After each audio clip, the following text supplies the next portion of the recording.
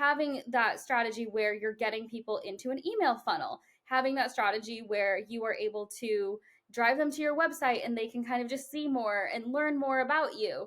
That's going to be really important, and really building up that trust factor before they're even engaged and before they're ready to book. So that's where I kind of start with the goals, the KPIs, and then we can reverse engineer it, set up an engagement strategy. How much time do you need to be spending every day attracting these clients? How many of them do you need to be engaging with on social media a day to make the numbers make sense? So there's this kind of a science, a math, and a creativity piece to it, which a lot of people get really overwhelmed with, but it's actually really fun once you realize you get to just be your authentic self. Hey everybody, this is Eddie Babbage, founder, CEO of Timeline Genius, your host here of the Wedding Industry Insider Podcast, and I've got an awesome episode, a real treat for you guys with this episode. I'm here with Logan Montague. Logan is my friend, and she is a Timeline Genius roll dog. She's been with our company for years, and she's amazing. Logan is a marketing consultant. She has all sorts of expertise in social media and all other facets of marketing. Logan, thank you for taking time to be here on the show with me today. Thank you for having me. I'm so excited to be here after, like you said, years of working with Timeline Genius and wedding planners. I'm so excited to share my knowledge. Yeah, no, I told you in the pre-interview that, first of all, obviously you and I could just kind of hit record and this is going to be magic and sparks will fly no matter what. But also, one thing that I love is, on this podcast, we focus on the business side of being a wedding professional, especially wedding planner. So yes, I've had Colin Cowie and David Tutera and so many other specifically wedding industry figures and planners on the show. But focusing on the business side means bringing people in like you that have marketing expertise, and you're like the perfect sort of cross section of business expertise, but you've got a history of working not just with Timeline Genius, but with other wedding pros. To tee things up here, Logan, will you just give people, in your own words, just the overview of your background and kind of how you got to be where you currently are? Yeah.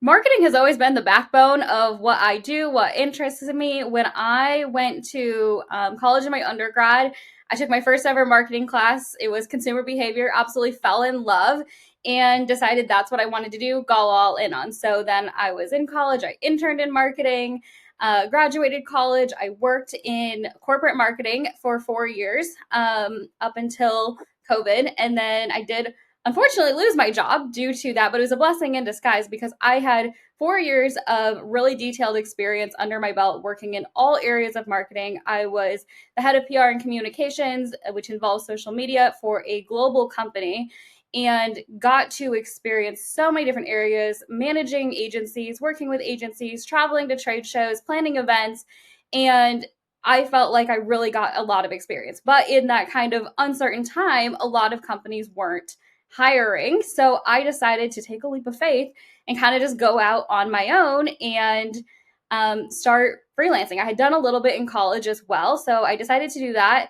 And Timeline Genius was actually one of my first ever clients. And so it's amazing that here we are in 2025 still working together. And I absolutely love it. So over the years, have worked with startups, small businesses, lots of wedding planners. I've worked with really large corporations, kind of all different areas, and can bring my expertise and knowledge to help them pinpoint marketing strategies that are going to move the needle forward, that also work with their sales to ultimately increase their sales, because that's what we want to do. We want to bring on more clients or bring on new customers or make more sales.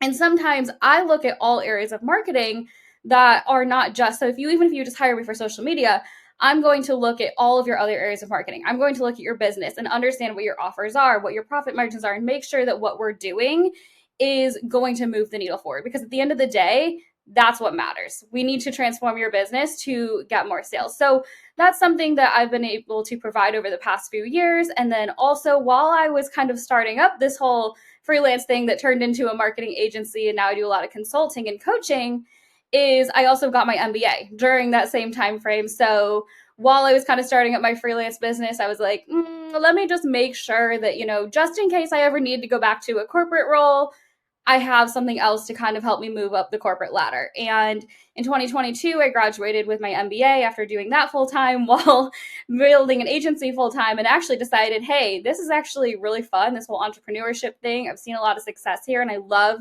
being able to share my skills with lots of different businesses at one time. And so, yeah, that's kind of what's led me to where I'm at today and working with all different types of businesses, helping them grow their businesses. I love that, Logan. And yeah, I think I still remember when we went out looking for a social media, manager. And I remember when the team interacted with you. I think it was Savannah at the time. Big shout out to Savannah. And they were just like, we found her. Like, this is it. We're good. We don't need to interview anymore. And I think one of the things that I've loved, first of all, is just watching you grow, which hopefully everybody every day, we don't want to be the same a year or 2 years from now as we are today. That means we're not making progress, but just watching your skill set and your expertise grow over the years. And one thing that I think is always really valuable about what you've brought to the table is just like you're an entrepreneur at heart. And I know that most people listening right now are business owners and entrepreneurs, and that's part of why we have this podcast. It's not just can you plan a wedding, it's can you write your SOPs, can you do your marketing. And I feel like you bring that entrepreneurial mindset rather than just like an academic sort of marketing orientation. So let's just get right into it, Logan. I think one question that I often use as a conversation starter on our podcast is, let's say I come to you, Logan, and I'm a wedding planner. You're going to realize this is going to sound a lot like the Tom Lunginus avatar. Like, I come to you, I've been doing wedding planning for, 3 to 5 years. And I say, Logan, I love this job. I really do. But I'm just going to be completely real with you. I'm not really making the money I want. I'm not quite getting the profit I want. I don't really know. I mean, I've got word of mouth because I do good work. I do get customers here and there, but like, I just would like some help. So, kind of, I've got a lunch hour with you, drawing from your expertise in marketing. Like, what would you start talking to me about over the course of that lunch to help me as much as possible? Yeah, that's a great question. So, I think the first thing I would ask you during that lunch is, where do you feel like you are excelling the most and your time and your energy is being best spent? And where do you feel like you are struggling the most? Or what do you feel like you're not enjoying? Because sometimes at on the surface level, it may seem like, okay, we need some new strategies, we need some new logistical things, which are very true. But if there's something that is inside of you as the entrepreneur, as the business owner, that you're resisting or that you are holding on to that you actually really don't like about your business, that is going to subconsciously change the game before you even get to the logistical things. You can have the best strategy in the world, but if you don't feel in tune or aligned to it, then it's probably not going to work. So that's kind of what I kind of level set first of what are the pieces that light you up, what are the pieces that don't, and then we can build the strategies based around those because no two wedding planners are going to enjoy the exact same things. No two business owners are going to have the same skill sets and strategies, and that's okay. We just have to build our marketing and our business strategies around what works for you and then figure out the other pieces that are going to help fill in the gaps to move your business forward. So I'm going to continue. I'm going to go a little further than I normally do with this sort of hypothetical lunch meeting, and I'm going to role play a little bit. And I'm going to say, Logan, I'll tell you what I love about the business and what I think I do very well, and it's the wedding planning facet of it. I'm really good at planning weddings, and when I do it, my clients invariably are coming up to me at the end of the event, giving me a hug, telling me, "Oh my God, I didn't even know how great it was going to be to hire you." And I do get some word of mouth. But the parts of the business where I'm frankly like a little overwhelmed, at least insofar as it like speaks to your expertise, are like, I don't really have a good strategy for predictably getting clients. In fact, Logan, when I get halfway or toward the end of the season, I have this like fear and anxiety that next year I might not even get the bookings. And to go one step further, Logan, and be clear here, I'm pretty good if I actually get to sit down with a couple face to face. If I get them to that sort of initial consultation where I can present what I do and all that, I'm pretty good at closing the deal there. But that's more like sales than it is marketing. I find I really am just kind of spinning my wheels on marketing and hoping for the best.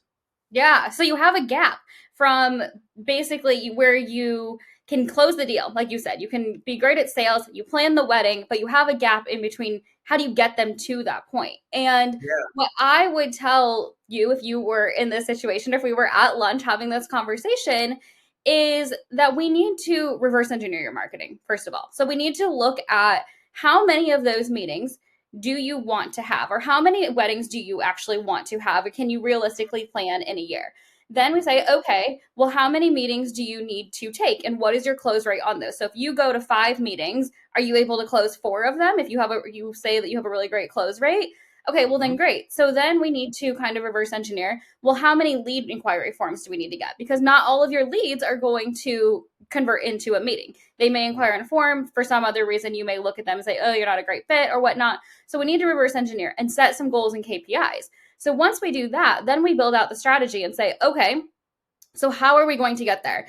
We are likely going to, you need to be showing up on social media. Well, we want to make sure that we create a plan that is easy for you to follow, that you don't feel overwhelmed or like it's not fun to show up and do, or that it actually is going to get your name and your face and your brand out there to where someone is excited to book a meeting with you before they even meet you. Because people buy from people at the end of the day. And so we need to build up that know, like, and trust factor, which is a really great way to do that through social media because you can show behind the scenes, you can show your face, you can show kind of your quirkiness. That's what people want to see and buy from before they book that meeting. And then once you're on that meeting, it makes it even easier to close the sale. So you already have a great sales close rate, but we have to build up that trust factor. And so I always recommend social media is going to be your first kind of overarching brand awareness place, and building out a strategy to where, okay, well, how are you not just posting, because you don't want to just post and forget, but how are you attracting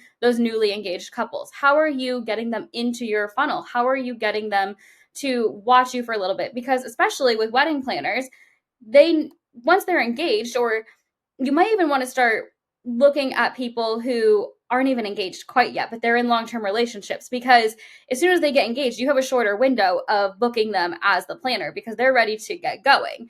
And so if they've been following you for a while as they're in these long-term relationships, then you've kind of built up that trust. So having these people who are watching your stories every single day and just seeing you as a person, not even as a planner, you want to have kind of a strategy that sprinkles in you as a person, but also you as a planner in the business side, because people want to feel like they can trust you. It's going to be a fun process to plan with you. And that is why they want to book that meeting with you, because they want to meet you in person. They want you to plan their wedding, because they can go on social media and find pretty pictures of any wedding planner in your area that isn't going to set you apart. But when they trust you, that's going to be the first step. And then translating that into your other channels. So having that strategy where you're getting people into an email funnel, having that strategy where you are able to drive them to your website and they can kind of just see more and learn more about you. That's going to be really important, and really building up that trust factor before they're even engaged and before they're ready to book. So that's where I kind of start with the goals, the KPIs, and then we can reverse engineer it, set up an engagement strategy. How much time do you need to be spending every day attracting these clients? How many of them do you need to be engaging with on social media a day to make the numbers make sense? So there's this kind of a science, a math, and a creativity piece to it, which a lot of people get really overwhelmed with, but it's actually really fun once you realize you get to just be your authentic self. That is really cool. And you just spoke to kind of where exactly my mind's going, because I'm channeling my inner wedding planner here and knowing the overwhelm that just, especially this time of year, we're right in the middle of the season here. They hear this and they're like, yeah, this sounds great. How much should wedding planners be doing on social media? And does everybody at this stage, because oftentimes, like when you think about marketing, it's like, okay, there are all these different channels from SEO to PR to, social media and everything, like they're, live events. Is this social media channel basically a mandatory channel for all wedding planners? And if so, like, how much time should a wedding planner be devoting to this? Yeah. So there's definitely different strategies. If you were absolutely anti social media, I'm not saying there's not a strategy for you, but in today's day and age, you're going to have a tougher time if you don't commit to social media, if you are not willing to show up and show your face. So I always tell people 1 hour minimum a day. You need to be spending on social media. You need to be spending that time, and it needs to be very focused time. And this is for planners. Even if you hire a social media manager, you need to be present in that. It has to be a partnership. It has to be where you are showing up and committing, because this is a vital aspect of your business and a brand awareness piece that is going to build trust. In today's day and age, especially lots of brides, they are going to be on social media. They are going to be scrolling. That is where they are looking for vendors. That is where they are doing their research, is on social media, particularly Instagram. So you need to be on there.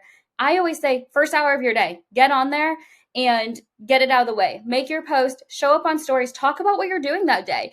And even throughout the day, it takes less than 15 seconds to record a short story and post it to your stories. Stories are a really easy way to engage with your audience without it being overly produced, without it being so overly thoughtful. And you get to really be authentic, and that's what people want. Your posts can be a little bit more structured, and you don't even need to be posting 7 days a week or 5 days a week. You could post on your feed 3 or 4 days a week, as long as you are showing up on your stories and doing engagement 1 hour a day, 5 other days of the week. So what is the so for that hour, just to kind of break that down even further, Logan, what do I need to Mm-hmm. be doing for that hour? And I know results are going to vary from one business and geography and time to the next and all of that. But generally speaking, like, what should I be doing with that hour a day? And secondly, what sort of payoff? Because that's like, if I hear that and I'm a planner, I'm like, that's a lot of my time. Like, what's the payoff for making that investment? Can you speak to those two things? Yeah. So definitely. So in that hour, you will want to be number one. I always recommend starting with stories. Record a couple of stories, and eventually you may get faster at it. And this hour could get scaled down because you get more natural in front of the camera. If you're just starting out and you've never posted or talked on your stories, you can even just share kind of, if you're working at your computer, you can always just post a story of kind of like, here's what I have going on for the day. Here's, or a story series. You want to use your stories to tell a story, but it's in a much more authentic, less produced way than an actual post on your feed would be. So you could post a story sitting at your computer. You can just take a picture of your computer screen of, like, say you're working on a timeline that day or a checklist and you're using Timeline Genius. You can, for a wedding, you can say, here's what's on my to-do list today, here's on my agenda, and then also, but continue on that, don't stop there. Then follow up with a few more stories. Either you can record yourself talking if you feel comfortable, or again, you can use that same photo that you took and just put more text over it, but tell a story through your stories. That's what they are there for. And you can say, my bride wants this, this, and this. This is what we're working on. This is how we're doing that. Take people through the journey of what, like, the process is of working with you. You don't have to you should show your face, but you don't have to be sitting there talking every single day. If you're having a day that you're like, I'm sitting here working in my pajamas today, it's not happening. Take a picture of your computer screen, show what you're working on, show the behind the scenes. If you're going to meet a client, be like, I'm so excited to meet this client, she's blah blah blah blah, whatever it is, talk about it. Share the behind the scenes. So it doesn't, when I say an hour, is it going to be exactly an hour? Maybe not, but you should spend some time on your stories. And then this is where the more kind of timed stuff, I would say, is to sit down for at least 30 minutes and of your hour and do your connections. So when I do your engagement, that's going to be where you are, look at the other vendors that are in your area, look at people who you would potentially be working with, go through their followers, see who's commenting on their stuff, see what Wow. kind of brides, see what kind of active couples are there, and just start connecting with them. You don't have to go and sell your services. You're not going to be in their DMs being like, hey girl, come buy my services. That's not the case. You just want to start connecting with them, form genuine connections. If they're posting on their stories, if you have something genuine to say, watch it and reply back. Just build relationships authentically and organically without focusing on the sales, and then they will naturally come. So when you asked about the ROI on this is that I always say, If you do this 5 days a week for 1 hour, spend 30 minutes on your engagement, typically you're going to book at least one meeting from this. If you really commit to it, I do this even in my own business. I tell every business owner, when you are doing engagement, I always book at least one meeting when you are doing it consistently every single week. So if you can book one wedding off of that, or book a couple of meetings and book one wedding off of that, that's great if you have a great close ratio. So your ROI on that, yes, it is time, but if you book a wedding off of that, it's worth your time.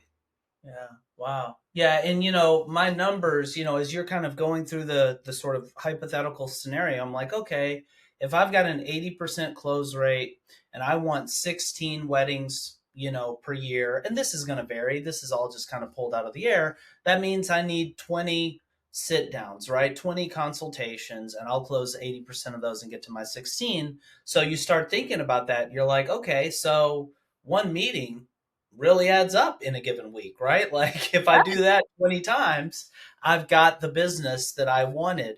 Now, I want to take a step back, Logan.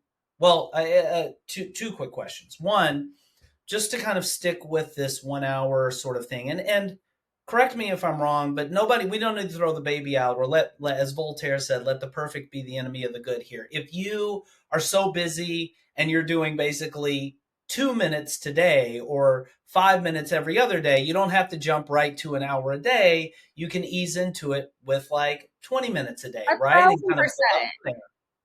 Yeah, it definitely does not have to be all in. I definitely recommend setting up a Google spreadsheet tracker or whatever you use to track it also. So that way you have the accountability. Or if you have another friend in the industry that, hey, say, hey, let's hop on a Zoom and let's do this together to hold yourself accountable to be able to do it. Because it's very hard. You'll keep saying, I'll do it later, I'll do it later. And so maybe it is starting with 5 or 10 minutes and then building up. Maybe it's finding an accountability partner, something that's going to get you to build up to that. I love it. So, and now one question, and I want to come back to the question of avatar because I think who we're posting for is something that I'd like to hear you speak to. But before I kind of pop out to that level of analysis, do I need to be strategic? Do I need to plan what type of content I'm going to be producing? Like, I'm going to do three of these kinds of posts a week that are in this topic. Like, what sort of strategic planning should I be doing in order to come up with the kinds of content that I'm going to publish? Yeah, so as you're thinking about it, I always say you're going to want to build out your content pillars. That's what's going to make it super easy. So these are the things you talk about. So it could be, obviously, one is going to be weddings that you've planned, showing those. You may have one as the bride experience. You may have one of like behind the scenes. And so once you have those, it becomes easier to come up with content. If you were brand new to this, I would definitely recommend planning out your content, and you can do it by week. You don't have to get super far ahead. Sit down on maybe Sunday night or Monday or whatever your day off is and spend a little bit of time, or spend part of that hour thinking about, and this is more for your feed post. Okay, here's what I want to, post on my feed today. I want to have one of each types of content, and here's what I'm going to post. It does not have to be, again, super overly produced. You can use, if one of them is from a past event, well, then you likely are going to share the photos and tag the vendors of that. You could do one that's maybe a reel kind of showing behind the scenes. You could do one that is, more trending audio, but it's going to be relatable. So it doesn't have to be overly complicated. It just, whatever's going to work with you, for you to show up consistently. And now that's for your feed posts. Those are typically, they take a little bit longer to be thoughtful and think through. But your stories, these are the things that people are watching every single day. And the more consistent you get with them, people buy in stories all the time. Stories sell on Instagram. And if you're showing up consistently, you don't necessarily have to have them planned out of like, I'm going to post this day, next day. I find more authentic, kind of off the cuff stories are what perform best anyway, because people want to see the behind the scenes. So say you have 10 minutes, between a meeting, or you have just a little bit of time, you can pick up your phone real quick and post on stories and show kind of what you're working on behind the scenes authentically.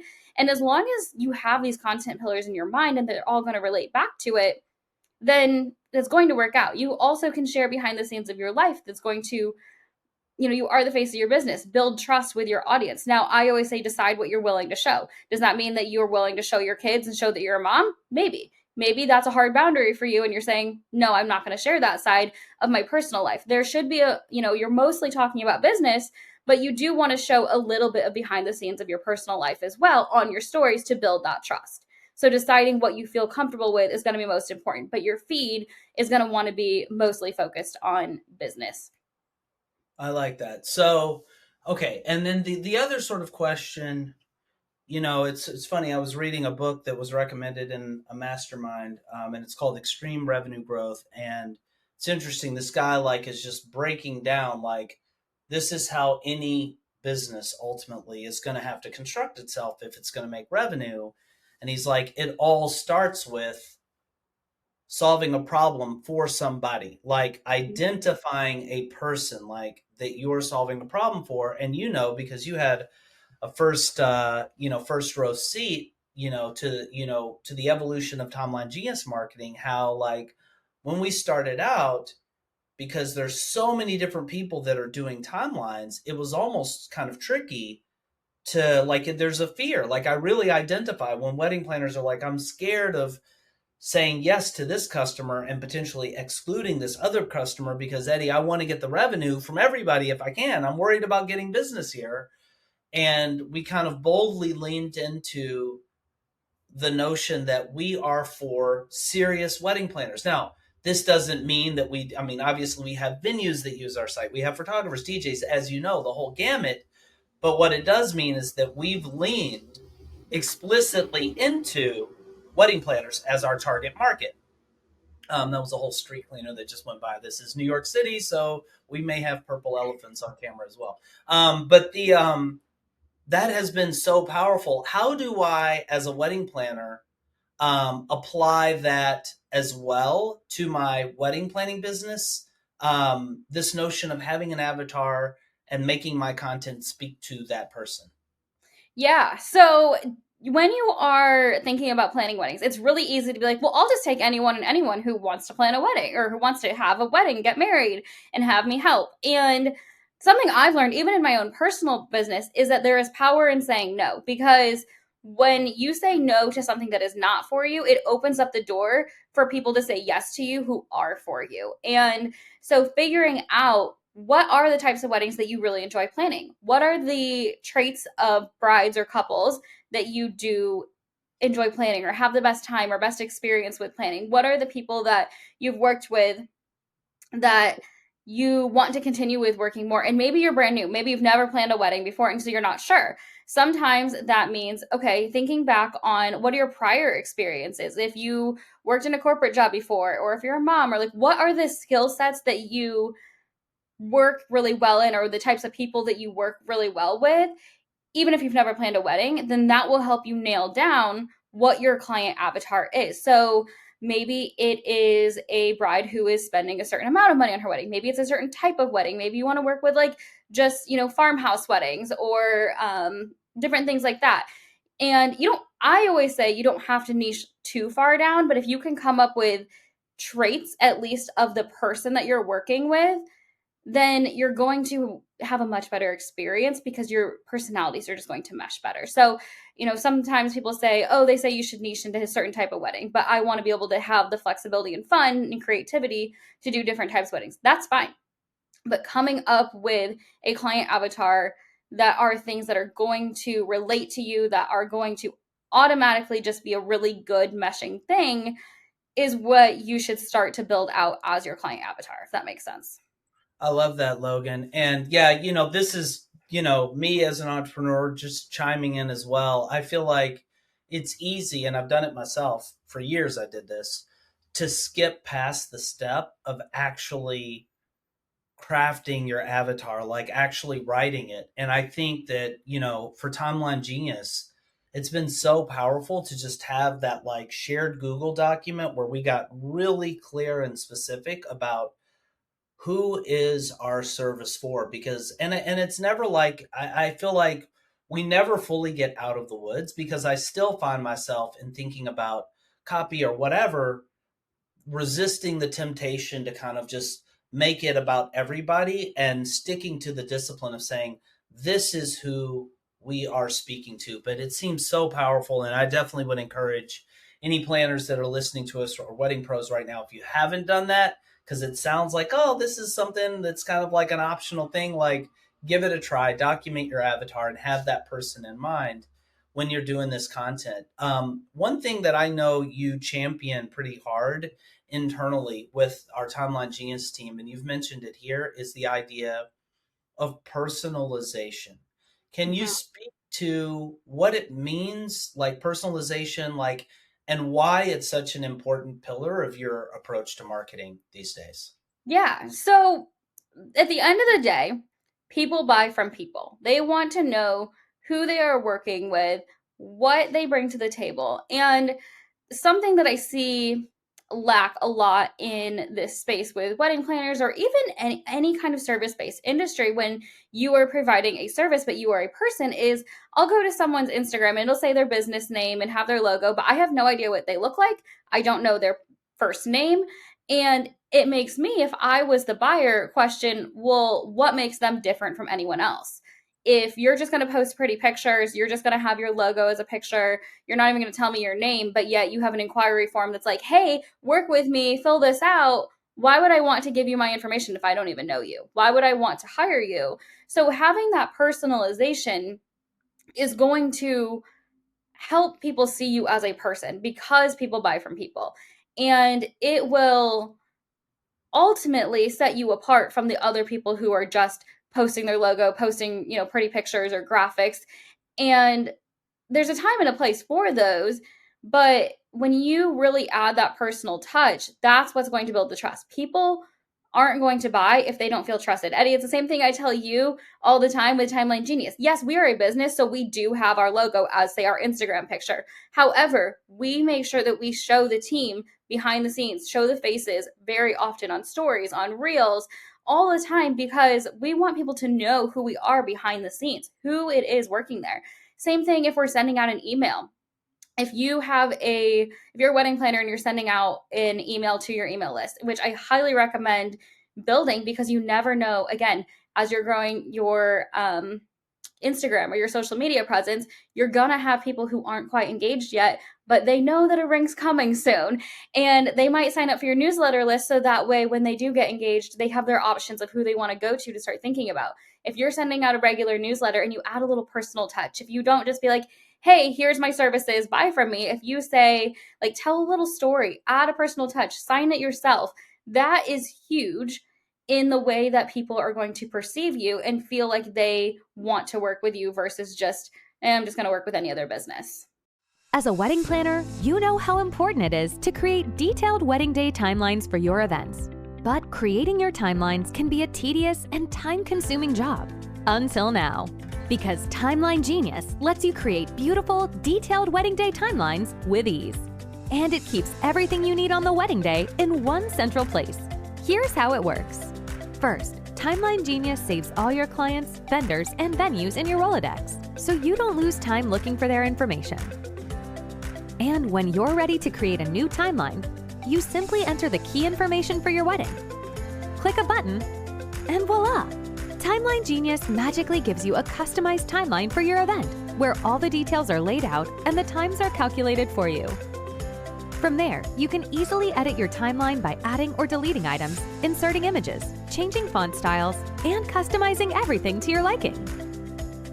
You can also instantly shift the times for as many items as you want. And when it comes to your clients and vendors, Timeline Genius lets you give them the highest level of service. You can send them tailored timelines, showing only the items they're involved in. And you can collaborate by inviting them to a mobile-friendly, web-based version of the timeline. You can even set text message reminders to automatically go out on the wedding day. And once you've completed your perfect timeline, you can download it or email it out as a beautifully styled PDF. And that's Timeline Genius, a smart software that will help take your wedding planning to the next level. Start your free trial today.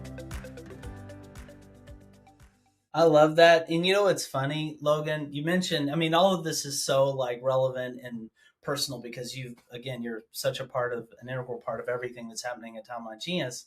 My mind went through a couple of funny, like, kind of iterations. One, I was just like, that's so true. Preach, Sister Logan.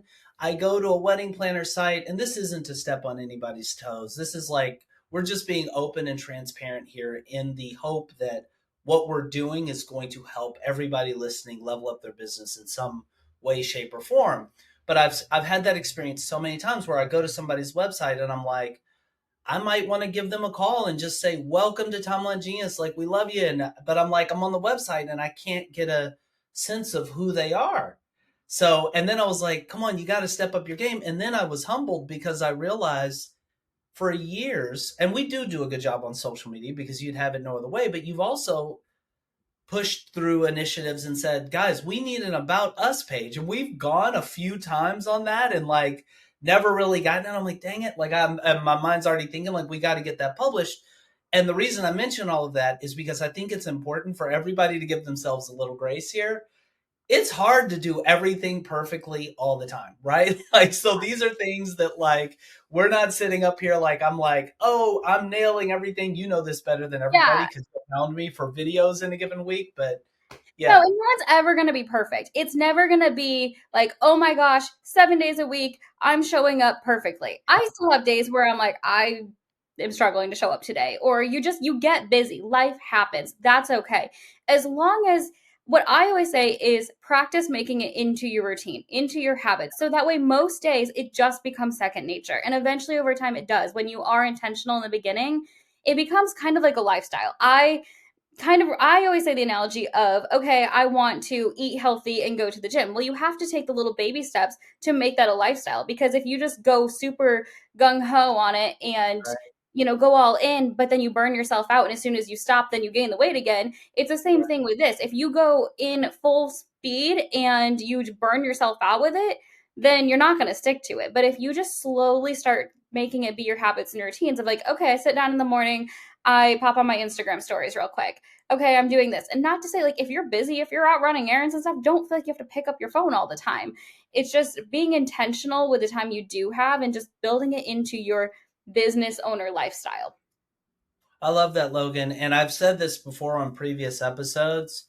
If I had to pick one thing that is just the biggest through line from all the guests that I've had here, ironically, it is personalization. And they come at it from different angles. It might be a celebrity wedding planner, it might be you, it might be whomever, but everybody kind of has this. And we all have to think about how to apply this to our businesses, but they're like, you need to be different. And the good news is there is literally only one you. Never has been another you, never will be if we're setting parallel universes aside for the moment. Like, there's just you in this world. So as long as you lean into your authenticity, you can put something out into the world that nobody else can. I want to ask, because by the time this airs, no doubt we are going to be full throttle, leaning into something that I'm personally super excited about, which is AI. My stance on this is that we are like where the world was circa 1996 or 7 with the internet, that like this groundbreaking transformative technology is just going to drastically reshape the business landscape. And I think there are pros and cons and things we need to be careful of and all of that. I'm wondering, as planners think about like this 1 hour a day and like the social media messaging that needs to be, the posts that need to be crafted, the strategy that needs to be like crafted around it, how and to what extent do they use AI? Do you have I, any? yeah, I'm a huge advocate for AI, Okay. especially in this space. So I use it in my business every single day. I use it to help my clients grow their businesses. I actually have even invested in a personalized bot for myself in helping create content that converts. That it's been the lady that I got it from. She's trained it to be my personal tone and voice and emotions and whatnot. And it helps me write content. I can just send it a voice note as I'm talking, or because a lot of times I think of ideas when I'm not sitting down at my computer. I think of ideas while I'm cooking dinner or on a walk or driving. And so I just send it a quick little voice note, and then it gives me the content. So that way, when I am sitting down working, I haven't forgotten about it, and it helps me piece the content together. Now, is it always perfect? No. Do I need to tweak it and make it, sometimes a little bit more personal, or change some words here and there, change some punctuation? Absolutely. But I definitely recommend it. If you want to start building out a strategy, it's a great place to start. Now, I think if you have no marketing experience, some of it may not be super clear to you of what it all means, but it can help you at least get started and give you some action items to, you just kind of talk to it. Talk to it like, this sounds so weird, but talk to it like they are a strategist. Ask it questions and it will help train you. Again, not to say that it's going to replace people. I still, as a marketing consultant, I use AI to help me build strategies, because not because my knowledge isn't there, but it helps with efficiency. It's going to save you a lot of time. So as you're thinking about, your post that you want to plan, or if you want to write a newsletter, use it to your advantage to save you time. Talk to it. Tell it what you want to put out there, and it will help you get started. So that way you're not sitting there spinning your wheels or stuck in your own head. That's the thing I see so many business owners and planners get stuck in their own head of questioning, well, should I do this or should I do that? When really you just need to do something. The more time you spend thinking about doing something, the less time you actually do it. And if you don't just do it, you're never going to know if it works or not. And so AI is going to help you do things more efficiently, save you a lot of time, and just start showing up and being present. Yeah, I love that, Logan. And it's really cool. It's funny, my wife and I were lying in bed late last night, and she was reading me this thread of people who very understandably, it was, designers, copywriters, who are very understandably feeling threatened by AI, because there are a lot of, and kind of saying like, like it's bad, it's evil. And there are people that are like, I unfollow, I unfriend people if I find out they're using AI. And I think there's some courage and abundance mindset that goes into you saying what you're saying, and knowing that like your expertise is not something that is being undermined, but rather that there's a tool here that can allow the people listening to us right now. And I would just say, on a quick offhand note, just dropping little concrete nuggets for people, like, look, if you haven't drafted your avatar profile, like, go do that. Like, hit pause and go do that. Another thing, if you're not playing with ChatGPT, and I can say, after talking to a decent number of wedding planners about this, I think it's a really underutilized, super cheap in terms of what you can get asset. Like, do exactly what Logan was just saying. Like, go to ChatGPT, talk to it, have it train itself as like, a marketing consultant, to help you kind of take some of the load off of you, because not everybody is like Shakespeare, right? That's just going to write up great posts and stuff. So anyway, I hope that's a helpful tidbit Yeah, for I think people. it's a great starting point and a great place. Like if you go in and then so what I have is a lot of clients who have done it, and they look at it and they're like, okay, this is what it put out. Is this, and they'll come to me and as the consultant and be like, is this good? Should I follow this? And then also for accountability to help them actually implement it and get it moving forward. But it's a really great starting point to get the wheels spinning, to get things going, and to save you time. I love that. Love it, love it, love it. I'm going to switch gears, but before I do, Logan, I sometimes I like to just kind of hit pause and just give this plug for Timeline Genius. If you're listening to us right now and you are a wedding planner and you spend any significant amount of your time creating timelines, which if you're a planner, you probably should. You should be creating very detailed, bulletproof wedding day timelines for the events that you're planning. I want you to know that Timeline Genius is a software that will completely transform the way that you create your timelines, edit your timelines, collaborate on them, and even execute them.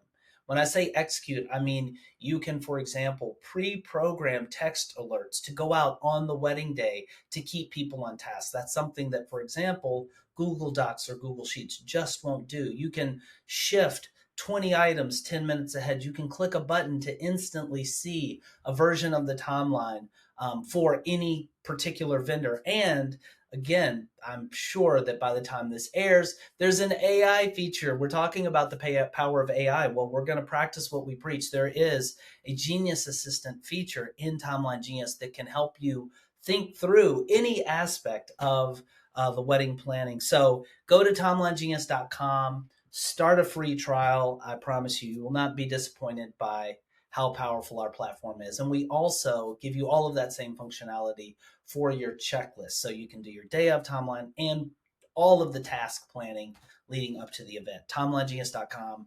Check it out. Logan, bringing it back. I knew this time would fly. We could probably do 2 separate podcasts, but I'm just going to bake it all into one here, okay? Social media is something that you're very good at, but you said yourself in the pre-interview, it's only one piece of marketing. Traditional marketing is not dead. Can you elaborate a little bit on that? Yeah. So especially if you are a planner in, you plan weddings in a certain radius of your area or whatnot, traditional marketing is not dead. I am a huge proponent for this, even as a digital marketer myself. Maybe this is also from my corporate background, but I work with a lot of even local businesses in general. And there's a big gap of people forgetting about these in-person things. I don't know if it's something that happened during COVID. I think that people forget that you can actually get out and be in person. There is so much power to that. So attending networking events in your area, joining your local chamber, those are things that are going to just provide you more exposure, more experience, and the more credibility you have and building that up. There's also opportunities for leaving your business card or print a brochure or a flyer and put it inside of local businesses where your ideal client might hang out. So maybe it's in one of the gyms or a couple of the gyms. Maybe it's they go to certain churches. Maybe it's that they go to a local spa. A lot of these businesses will allow you to put out business cards or flyers because they also want to support local. So identifying that's when you're doing that client avatar, figure out where are they hanging out, where else are they going, and use that as an opportunity. Those are also places that you probably like to frequent also because you probably want to work with people that are similar to you. So when you're in there, just be sure to, I always say like be presentable. I know that sounds really odd, but like try not to show up in your pajamas, if you're going to pick up a smoothie real quick or something. That way, because you never know just the conversations you'll form, even with the owners or the people working there. That word of mouth marketing is still huge. But also, like I said, just dropping off some flyers, some business cards, attending events. Like that is huge and something that is so overlooked in today's digital day and age. I will tell you, completely unrelated, but so I've been helping manage my family's business for the past 5 years as well. And it's a local cleaning business. But guess what?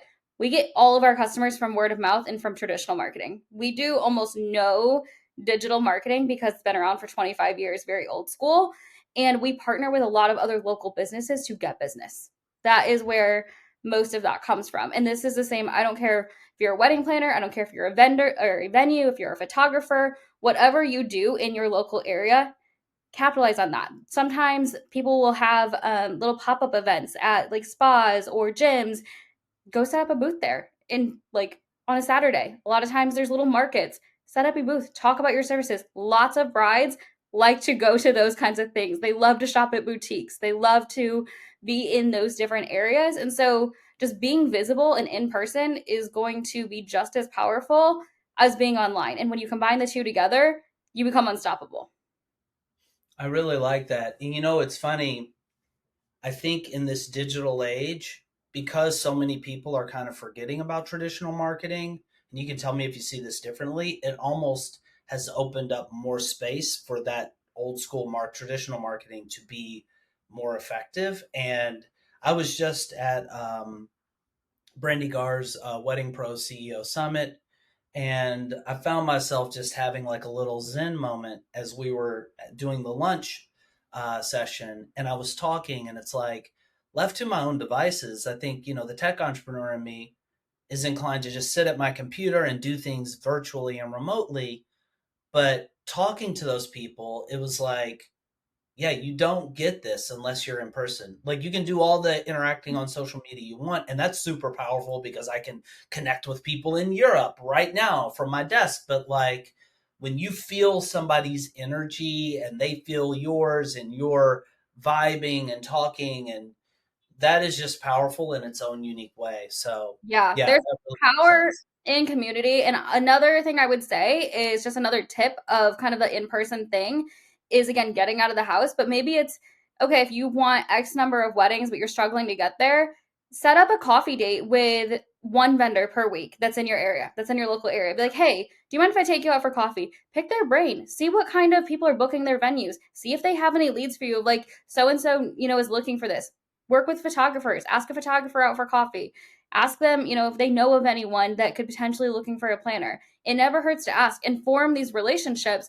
The more you build these genuine relationships that ultimately become your friends, probably, if you like the same things, you hang out, when you become friends, they're going to refer you. Yeah. It's funny. I mentioned this on a prior episode. I love biographies, especially biographies of business figures, entrepreneurs, and Kevin Hart has a has a book called "Can't Make This Up," and he's the narrator, so it's hilarious, but it's also like this profound story of how he went from like a poverty stricken childhood, his dad being like a drug addict and all of this, to being, we all have our flaws, Kevin Hart included, but like the man has accomplished so much. And like when you deconstruct it and really like peel all the layers of the onion back, you get down to this core of what it is that allowed him to do that. And I think it's what drives a lot of stuff. And it's what the real core of what we're talking about here. It's just like, getting out there and promoting. Like, you can't just sit at your desk. The customers aren't just going to swim up to you. You got to get out and go get it. You got to get on social media and be like Yep. connecting with people. You need to be out at the networking, and that's what he did. He was just like, if there was a club, he was not above performing at any stage. He's like, I'd be at a college dorm with two people, like whatever. He's just hustling. And there's just no substitution for doing that, you know? You have to take action. That's the biggest piece. Is so many people say, "Well, I'm doing the marketing things. I'm posting on social media. I'm doing things, but I'm not getting any clients." And it's like, "Well, are you doing the action things? Are you Yeah, doing the follow-ups? Are you making cuz it's all about connections. That's literally all it is yeah, whether that is on social media and you're doing your engagement and making your connections, or you're supplementing it and you're going out in public into real life things and making connections. That is at its core what it takes. yep. No, I love that, Logan. So here's a personal sort of tee up.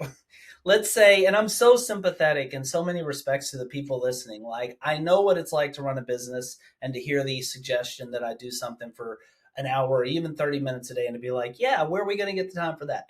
And I know also what it's like, and you know this as well or better than anybody else on the planet, that like social media is not for everybody. Like that may not be great if it is. Like if you're one of those people that you're just like, I love it, it's like a duck swimming in water. But I am very empathetic because it's not something that I naturally just am very drawn to. And maybe some of those people, Logan, want to do what I did, which is to say, I'm going to get some help with this. And maybe they want to work with you for your guidance and to just kind of augment what they're doing. What would you say to those people in terms of A, how to know when it's time to hire somebody like you, and B, what the nature of the services that you provide are? Yeah. So it's I don't say there's a one size fits all for anyone, but it's typically when it's time, when you are spinning your wheels, you feel very overwhelmed or burnt out from doing all of your posting, whether it's working or not. You kind of get to a point where like, I feel stuck, or like I started to see traction, it's falling off. Or maybe you're just like, this is all too much for me and I don't even know where to begin, and I just really need some guidance and accountability and someone to hold my hand through it or to kind of do it for me. That's when I typically say to people, okay, then it's time to start thinking about outsourcing, or it's time to start thinking about hiring someone to help you.